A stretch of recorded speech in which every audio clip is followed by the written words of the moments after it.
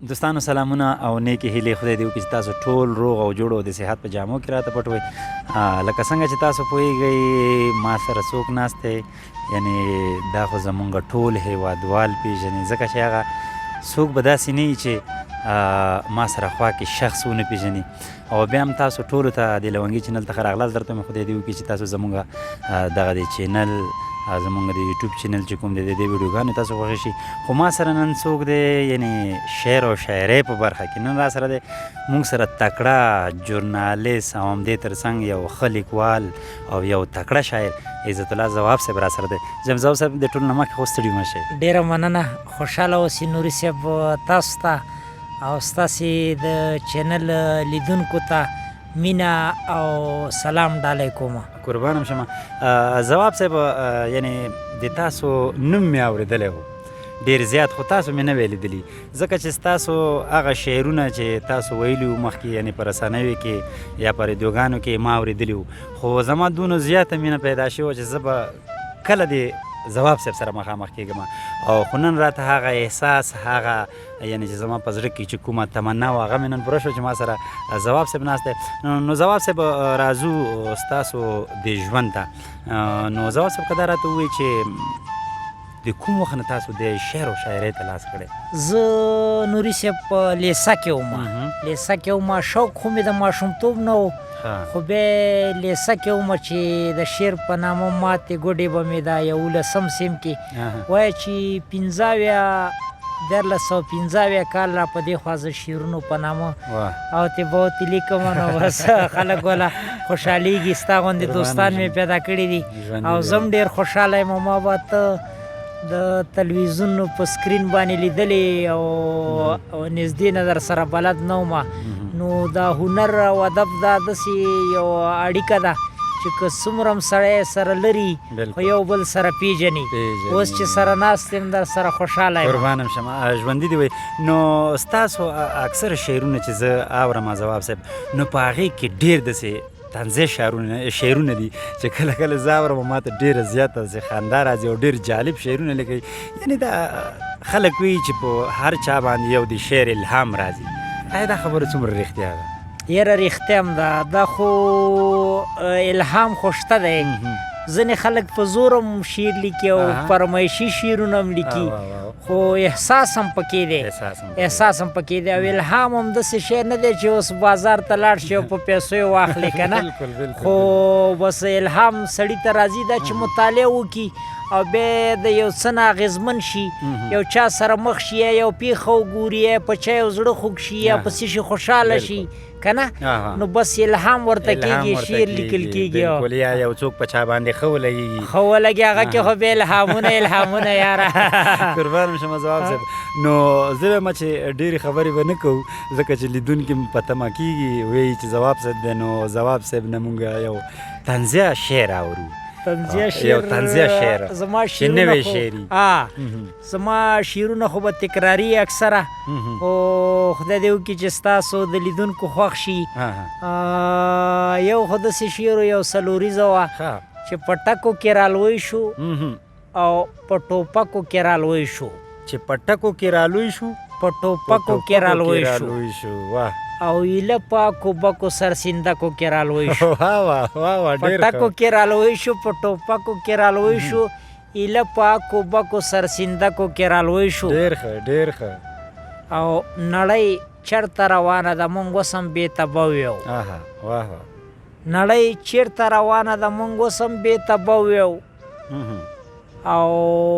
همدغسې په او تو بوتو ترپکو کې رالوی شو. ډېر ښه، ډېر ښه. یو غزل مې و دا ما سیرلي ته لیکلی و، زمونږ خو دا د دیکانۍ ژوند دی که نه، دیکانۍ ژوند دی، کلیوالي ژوند دی، کلیوالي ژوند دی. نو هغه مې پکې تصویر کړی دی چې غوا مې ده، خوسی مې دی، سیرلی مې دی. غوا مې ده، خوسی مې دی، سیرلی مې دی، او خر مې دی، غویه مې دی، سیرلی مې دی. ډېر ښه، ډېر. غوا مې ده، خوسی مې دی، سیرلی مې دی، او خر مې دی، غویه مې دی، سیرلی مې دی، او کلی دی، چرګان او پیلمرغان مې دي. کلی دی چرګان او پیلمرغان مې دي کوټې مې دی سپی مې دی سیرلی مې دی مننه او لاندې ته به دې ژمي ته را نه شي لاندې ته به دې ژمي ته را نه شي مږ مې دی وری مې دی سیرلی مې دی او راشه چې ماسته در باندې وخورم دا زما وړوکی زوی و هغه ماته ویلې وی دا وخورم مه وایه که نه وایي ماسته خو څښل کېږي خوړل کېږي نه نو ما ورته ویل چې دا کابلیان وایي چې ماسته وخوره په من که نه نو ما ویل چې کابلیان بیا کله کلي ته راشي دا مې هغو ته ویلی دی او راشه چې ماسته در باندې وخورم کټ مې دی پوزی مې دی سیرلی مې دی او پلار راته له دور بابا راوستی دی پلار راته د دور بابا راوستی دی ښکلی اوزګړی مې دی سیرلی مې دی او شپه راته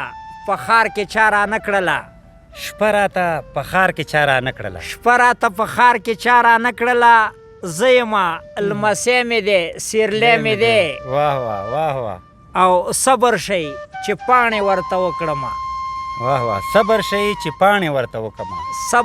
چې پاڼې ورته وکړم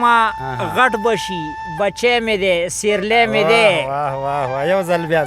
صبر شئ چې پاڼې ورته وکړم غټ بشي بچی مې دی سیرلی مې دی او تیر کال مو ویله باندې لانجه وشوه ویله باندې لانجه وشوه پوله ده پټی مې دی سیرلی مې دی او حج ته به یې د ځانه سره بوزمه زه توکل په خدای مې دی سیرلی مې دی او غېږه د ځواب را باندې ګرانه ده مینه ده زړګی مې دی سیرلی مې دی ډېر ښه ځواب صاحب که دا پوښتنه درنه وکړم چې ځواب صاحب دا طنزیه شعر لیکل دا څومره اسانه دی او څومره ګرانه ده خلک وایي چې نه شعر او شاعري خو دونه اسانه ده خو نه چې زه ستا د الفاظو ته ګورم او د جملو ته ګورم نو داسې ښکاري چې دا ډېر سخت دی یعنی دا به په څومره وخت کې ولیکلی شي چې سړی وغواړي چې یعنی یو خبره ده نوري صاحب چې دا طنز څوک کوي که نه او دا تمثیل کې به هم تا ته معلومات کېږي یو سړی چې څوک خندی او غواړي چې وی خندی دا رښتیا هم سخت کار دی خو دا چې یو سړی ډېر دردېدلی هغه بیا دغسې الفاظ کاروي او یا لیکلی شي چې دردېدلی که نه چې درد زیات وګوري نو هغه بیا داسې یو خبره کوي چې ځان هم وخندی او خلک هم او دا خبره ده چې دا مخکې تا الهام یاد کړ نو د شعر په لیکلو دومره وخت نه لګي د شعر لیکل ډېر په څو شیبو کې لیکل کېږي شعر او کیدای شي یو شعر لږ ولیکي بیا دنه پاتې شي بل وخت یې بشپړ کړي خو همغه شیبو کې همغه څو شیبو کې چې ولیکي چې کاغذ او قلم ولري نو همغه الهام چې ورته وایي همغه شیبې دي چې همغه شیبو کې باید چې څه دې راغلي په موضوع کې همغه ولیکي یعنې مخکې نه کیدای شي ستا په ذهن کې څه وګرځي خو هغه د لیکلو شیبې داسې چې لکه خاصي کله کله د شپې سړی نیمه شپه لیکي که د شپې ډېر شعرونه خلک لیکي او کله کله په ډک بازار کې هم چې الهام درته وشي بیا لیکل کېږي خامخا د یو چیز سره مخامخ شي یا د یو څه ولیدل او نو حسن د تاثیر لاندې راشي ځواب صاحب یعنې طنزي شعرونه خو دې ډېر لیکلي دي او ډېر خوندور او دا راته وایي چې دا شعر دې نه وی لیکلی دا شعر خو مې مخکې لیکلی و دا مخکینی و دا اوس مې چې ویلو یو نوی شعر مې لیکلی دی دا بله ورځ چې افغانستان د کرکټ لوبه وګټله او سبا یې بیا لوبه ده که نه نو دوی ته مې لیکلی دی او بیا مې پکې اخره کې تنې غوښتنه کړې ده که چې پاکستان هم مات کړو نو بیا به زه دوی ته شعر لیکم خو دا شعر چې دی دا آزاد شعر دی یعنې سپین شعر دی سپین شعر یعنې ځینې خلک ورته هسې خبرې وایي یعنې د کرکټ اتلانو دپاره د کرکټ اتلانو ته نوري صاحب ما مخکې هم شعرونه لیکلي وو هغه چې مخکې همدغه اماراتو کې چې لوبې وي او دوی چې ډویژنونه و هغه وخت کې چې سیالۍ ګټلې 12 کاله مخکې 15 کاله مخکې هغه وخت کې مې هم شعر ورته لیکلی و او اوس بله ورځ چې دا سیالي په غټ تفاوت وګټله او بیا نورې سیالۍ لري نو دې ته ما هغه تازه چې تازه شعر دی یعنی هغه چې ورته وی تاسو په طنزیه ژبه چې کاغذ پیچ او دا مې چېرته کوم مشاعره کې نه دی ویلی نوی دی نوی دی مهرباني مو ځواب صاحب چې د نبي اوښکو ته شعر ولیکم واه که د نجیب زدران شپږیزو ته سندره شمه ژوند ها چې د نبي اوښکو ته شعر ولیکم که د نجیب زدران شپږیزو ته سندره شمه ډېر ښه زازي ښه پیل وکړلو کور ودان وای زنده باد شهزاد دې تل ژوندی وي په غټه خېټه یې په توپ پسې ملاک ووهه واه یو ځل بیا ځواب صاحب زازي ښه پیل وکړلو کور یې ودان شهزاد دې تل ژوندی وي په غټه خېټه یې په توپ پسې ملاک ووهه ګربز دې خیر وسي چې ملګرتیا یې وکړه زنده باد له مجیب جان قربان شم پریټي خواسې پې مینه نه وه لکه ګلاب ښکلی دی زنده باد راشد نه وګرځمه ټوله نړۍ کې ثاني نشته دی نویل الحق ته سپینني لوګی کړم نوین الحق ته سپینني لوګی کړم چې له نظره نشي که پاکستان یې مات که نو په شیرونو به یې ونازوم واه ډېر ښه زبردست ډېر ښکلی شعر و ځواب صاحب یعنی ځکه اوس تا سره شاګردي وکړم نو زه کولی شم چې دا شعر او شاعري وکړم یعنې اوس دا خو څه داسې ترکاڼي نه ده نو داسې نه ده که نه یعنې چې شوق ولري که نه او ته خو هنرمند انسان هر کار کولی شي شوق چې ولري بیا کېږي اکثریت خلک ځواب صاحب دا یوه خبره کوي چې دا څوک چې شاعري دا عاشقي مین یعنی دا خبره رښتیا ده ولا داسې هر انسان چې دا د مینې ماده خو په وجود کې لري که نه یعنې